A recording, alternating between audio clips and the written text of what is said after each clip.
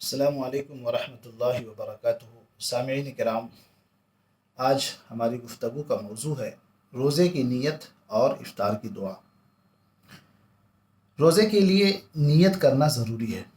اگر انسان نیت نہ کرے اور دن بھر بھوکا رہے تو نہ اس کا روزہ ہوگا اور نہ اس کو روزے کا ثواب ملے گا، اس لیے کہ اس نے روزے کی نیت ہی نہیں کی ہے۔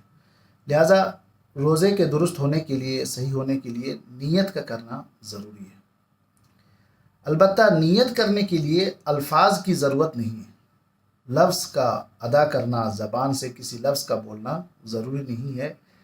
نیت دل کے ارادے کا نام ہے۔ انسان دل میں روزہ رکھنے کا ارادہ کر لے، اتنا ہی کافی ہو جاتا ہے۔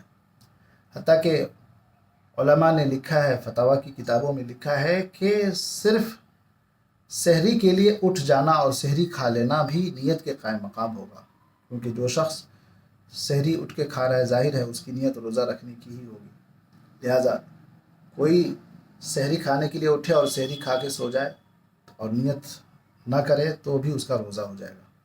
التسحر فی رمضان نیت، رمضان میں سحری کرنا نیت کے قائم مقام ہے۔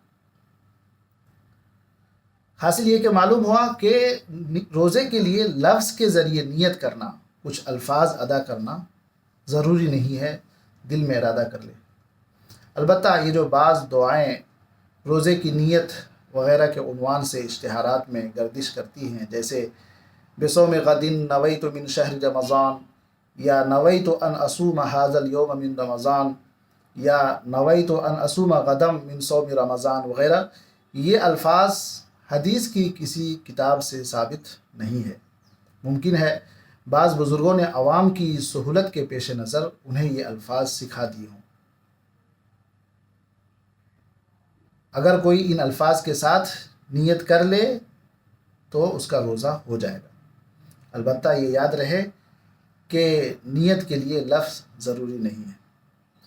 دوسری چیز ہے افطار کی دعا۔ افطار کے حوالے سے حدیث میں دو طرح کی دعائیں ملتی ہیں، ایک افطار سے پہلے کی دعا اور ایک افطار کے بعد کی دعا۔ افطار سے پہلے کی دعا ہے اللہم لک صمت وعلی رزقک افطرت، جس کا ترجمہ ہے اے اللہ، میں نے تیرے ہی واسطے روزہ رکھا اور تیرے ہی رزق سے افطار کیا۔